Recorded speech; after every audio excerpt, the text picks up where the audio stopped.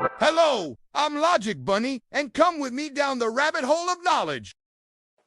Ever wondered why some things float and others sink? Have you ever felt like science is this super complicated machine? Like something Ibarra from Manuel du Mundo would build? Well, prepare to have your mind blown. Even the simplest things, like a humble lava lamp, can unlock some seriously cool scientific secrets. Imagine a room, maybe even your room, feeling a little blah. Now, picture that same space bathed in the groovy, mesmerizing glow of a lava lamp you made yourself. Suddenly, science isn't just something you read about in a textbook. It's something you create, something that brightens your world, literally. This isn't just about making something cool to look at, though. It's about diving into the fascinating world of density, convection, and the way heat can make liquids dance. It's about understanding why those blobs rise and fall in that captivating, hypnotic way. What if we told you that you could unlock these mysteries with just a few simple ingredients from your kitchen? Now, I know what you might be thinking. A lava lamp. That sounds way too hard, but trust me, this project is totally achievable, even if you've never done a science experiment before. We're going to break it down step by step, using stuff you probably already have at home. It's safe, it's fun, and it's a guaranteed way to impress your friends and family. Are you ready to unleash your inner scientist and create a DIY lava lamp that's not only awesome, but also teaches you about the amazing world of science? Let's dive in.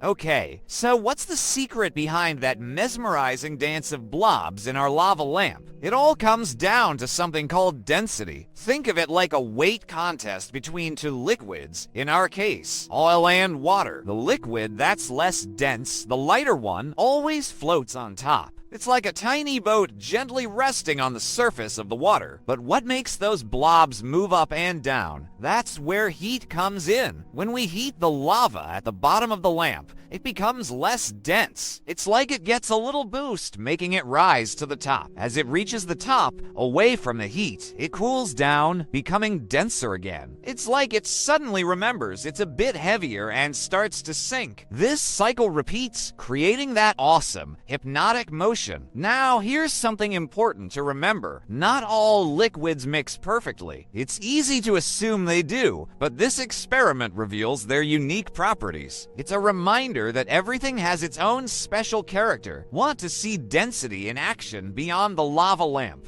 Grab a glass of water and try this. Toss in a coin, a piece of wood, or even a small toy. Notice what sinks and what floats. That's density at play. And speaking of things we think we know, ever heard someone say, hot air rises because it's lighter? Well, it's not quite that simple. It's more accurate to say that hot air rises because it's less dense than the surrounding cooler air. Heat causes the air to expand, making it less dense and therefore more buoyant. So, next time you see a hot air balloon, remember it's all about that density difference. Isn't science cool? Now, let's talk about the invisible river inside your lava lamp. Convection currents. Imagine a carousel, but instead of horses, it's made of liquid. The heated liquid rises, then as it moves away from the heat source, it cools and sinks, creating a continuous loop. This circular pathway is what we call a convection current, and it's the engine that keeps our lava lamp moving. But the cool thing is, these currents aren't just confined to lava lamps. They're happening all around us, on a much grander scale. Think about ocean currents, those massive flows of water that travel across the globe, or weather systems, with warm air rising and cool air sinking, creating winds and storms. They're all driven by the same principle, convection. Suddenly, your lava lamp isn't just a decoration. It's a miniature model of the Earth's climate. Ever wonder how heat actually changes the properties of a liquid?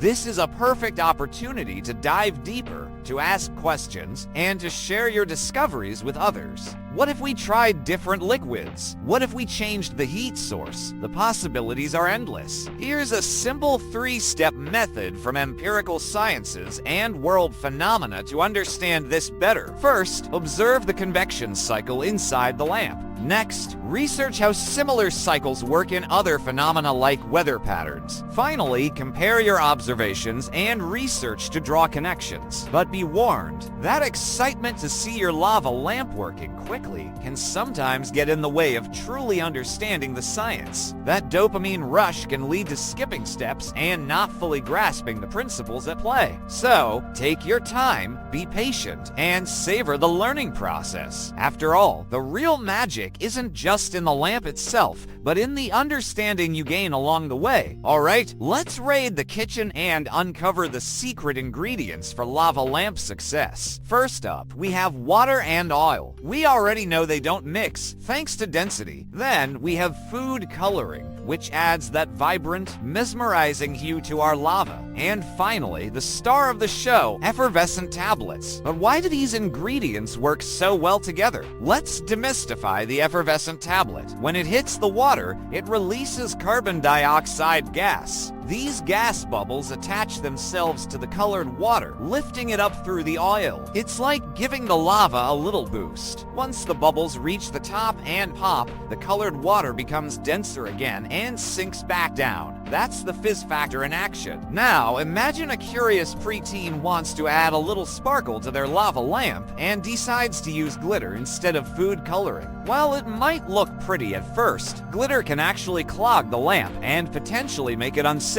It can interfere with the convection currents and even overheat the lamp. Sometimes, the answer is no for a very good reason. Think about how each ingredient interacts with the others. The oil resisting the water, the tablet creating the lift, the food coloring adding the visual magic. It's a beautiful dance of different properties coming together to create something amazing. It's a reminder that even seemingly simple things are made up of complex interactions. But here's something to consider. How has society distorted the image of the friendly scientist? Often, they're portrayed as eccentric and out of touch, making it harder for kids to see themselves as scientists. But science isn't just for geniuses in lab coats. It's for everyone who's curious, who asks questions, and who loves to explore, and that includes you. Now, before we get carried away with our lava lamp creation, let's talk about safety. Remember, safety first, science always. This means having an adult around, especially when we're dealing with heat and electricity. It's like having a safety shield protecting us from potential mishaps. One of the most important things is choosing the right bulb. Using the wrong type of bulb can be dangerous. It can overheat the lamp, causing it to crack or even explode. Look for a low wattage bulb specifically designed for lava lamps. It's a small detail that can make a big difference. Imagine the disappointment, the wounded sense of wonder, if your lava lamp experiment fails simply because you didn't take the necessary safety precautions. It's a reminder that even the most exciting discoveries require responsibility. It's easy to get caught up in the pursuit of mind-blowing facts and cool experiments, but ignoring safety instructions in that pursuit can be a fatal mistake. It's like trying to run before you can walk. The foundation of any great scientist is a respect for safety and a commitment to responsible experimentation. And speaking of foundations, sometimes the fear of failure or making a mess can stop us from even trying an experiment. It's like an unconfessed fear holding us back. But remember, every great scientist has made mistakes. It's part of the learning process. So, don't be afraid to experiment, to get your hands dirty, and to learn from your mistakes. Just make sure you do it safely. So, you've built your own lava lamp. Congratulations, but this is just the beginning. It's time to spark a lifelong love of science that extends far beyond this single project. Think of this lava lamp as a curiosity catalyst, igniting a fire within you to explore the world around you. The most important thing is to keep asking why and how about everything you see. Why does the sky appear blue? How do airplanes fly? Why do some plants grow faster than others? The more questions you ask, the more you'll discover.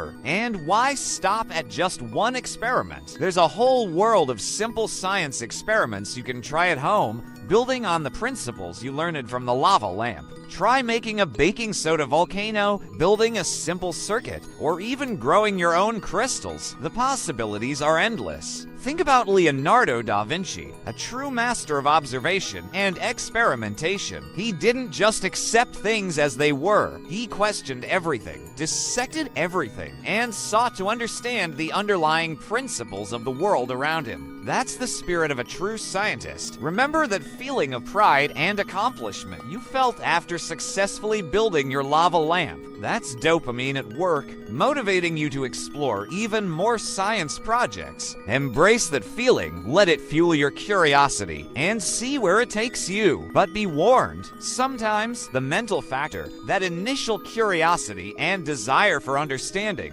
can be sabotaged if you give up when your initial attempts fail. Enhanced critical thinking skills require persistence, a willingness to learn from mistakes, and the ability to keep asking questions, even when things get tough. So don't let setbacks discourage you. Keep exploring, keep experimenting, and keep the flame of curiosity burning bright. So there you have it, your very own DIY lava lamp. A mesmerizing blend of art and science. We've explored the fascinating world of density, witnessed the power of convection currents, and uncovered the kitchen chemistry that makes it all possible. But more than that, we've hopefully sparked a lifelong love of science, a curiosity that will drive you to explore, experiment, and discover the wonders of the world around you. Remember, science isn't confined to textbooks and laboratories. It's everywhere, in everything we see, touch, and experience. It's in the way the wind blows, the way plants grow, and the way our own bodies function. And just like Bill Nye would say, try this at home. Don't just watch and learn. Get your hands dirty, experiment, and see for yourself. Let's quickly recap what we've learned. Our lava lamp beautifully demonstrates the principles of density, where less dense liquids float on top of denser ones. It also showcases convection currents, those invisible rivers of heat that drive the movement of the lava. These simple principles are the foundation for understanding much larger phenomena, from weather patterns to ocean currents. Now, I want to see your creations. Share your lava lamp masterpieces in the comments below. Tell us about your experiences, your challenges, and your discoveries. Ask questions, share your insights, and let's learn from each other. Remember, even the smallest experiment can lead to big discoveries. Who knows? Maybe your lava lamp will inspire you to become the next great scientist, the next innovator, the next explorer. The world is full of mysteries waiting to be unlocked, and you have the power to unlock them. So keep exploring, keep experimenting, and keep that spark of curiosity alive. What amazing discoveries will you make next?